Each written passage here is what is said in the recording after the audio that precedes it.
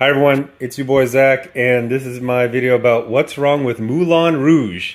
Now you might say, okay, you watch, Emily in Paris and Sex in the City, and I guess kind of, sort of, but it still doesn't match. Well, I've got a weirdly personal connection to Moulin Rouge. So anyway, I grew up, I went to Catholic school, and I didn't realize that I went to this kind of progressive Catholic school where they would say stuff like, the Old Testament, that's symbolic.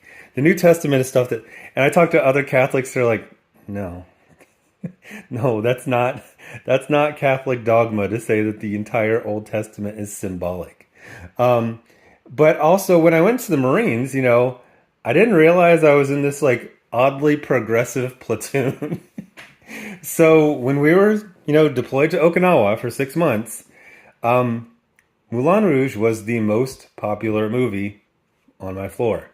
Everyone loved it. I didn't get it. I just kind of stayed. I was like, you guys are watching Moulin Rouge again?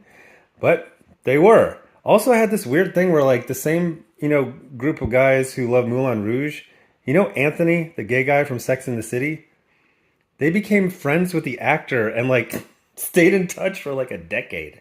Just weird. So anyway, every time I've ever been reminded that this movie exists, I always think about like being at Camp Hansen on Okinawa and you go into a buddy's room and knocking on the door and like my entire squad is in there watching Moulin Rouge for the 10th time. I was like, okay. So I watched it and it's fine. I think you had to be deployed and you just didn't have a lot of options for entertainment. You're just like, it's this or go watch the Banana Show again. So it's like, all right. So Moulin Rouge is a musical. I saw it had this weird term on Wikipedia. It's like a jukebox musical. So it's a musical. I can't. Did it have any original songs? So I didn't like it. And I like Baz Luhrmann made Australia, which I absolutely love. I'm about to rewatch that right now. I think these are the only two Baz Luhrmann movies I've seen. Elvis is in theaters right now. I'm like, who the fuck cares about Elvis? It's 2000. I remember in the 80s, everyone was talking about Elvis all the time. And then in the 90s, there was all these like jokey references to Elvis, like 3,000 Miles to Graceland, but or 3,000, 2,000, whatever. But it's like, nobody's talked about Elvis for 20 years. Who gives a fuck? But anyway, so I watched this and I don't know how to describe it. Like, it's a musical where most of the music is not original. So it's almost like a cover band musical. And I believe there's a couple of original songs, but like, it feels like 90% of this movie is some sort of musical theater medley.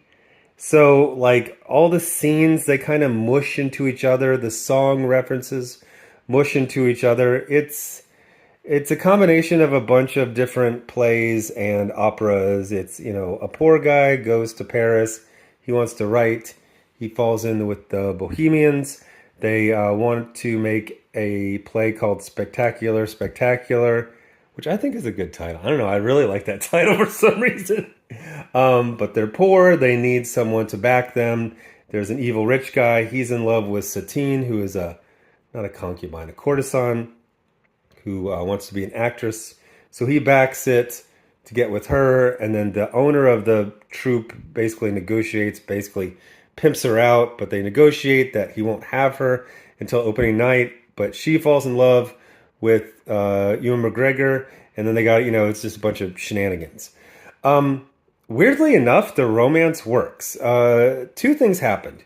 It's funny. While I was watching this movie, I was like, man, I can't believe Ewan McGregor didn't ever become like a huge movie star. And it's like, he came pretty close. Like, if you look at his IMDb, like every year you're like, oh, that's good, that's good, that's good. Like, he just has 20 years of good stuff. He never became, Tom Cruise, but he definitely had an awesome career. And the other thing is that, and this is a little harsh, but I've been staring at plastic surgery, Nicole Kidman for the last 15 years on movies and TV shows.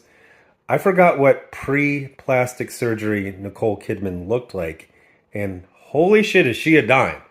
Like, wow. I was like, yeah, you literally can build an entire movie around pre-plastic surgery Nicole Kidman and just a medley of songs that you've kind of heard of, maybe. I liked it, okay. Although, like an hour in, you're like, yeah, I kind of get it. Does this really need to be like 2 hours? Oh, it does. Like, okay, so ultimately, it was satisfying and it was a good movie. I can't ever imagine. I think it might have been just like a drinking movie for my friends. I got into this weird habit with a friend where me and her watched Coraline every single day for a month and just shared a bottle of wine. It just became like this weird habit. And then we fell out of it. So I guess that was my friend's version of watching Coraline every day for, an entire month and sharing a bottle of wine. Although with them it was probably whatever, beer and liquor and whiskey and stuff like that. But it was good. I don't ever want to see it again, ever. And I also noticed like people don't talk about it a lot. Usually the only time it's mentioned is when Baz Luhrmann. It's like Baz Luhrmann who did Romeo plus Juliet and this and this. And like, okay, but it doesn't feel like it hasn't fallen down the memory hole. But it's not something where people are like, oh my gosh, you got to watch. It's about at the level of Across the Universe. Does anyone remember that? That was like a Beatles theme musical from like when George Bush was president. It was a kind of a deal when it came out, but like nobody's talked about it in 15 years. So just me. No, I'm not going to review Across the Universe. But is it a recommend? Not really. I think the only people who would like it, if you like Moulin Rouge, trust me, you've seen it. It would have somehow appealed to you. To me, it was just like this weird random thing where they were advertising Elvis. So I was like, oh yeah, Moulin Rouge. I remembered it. And then I remembered how all my friends watched it. I was like, what the fuck? What did they get out of it? Well, they got to see pre-plastic surgery, freaking Nicole Kidman. I think that was the main excuse. Anyway, thanks for watching. Bye.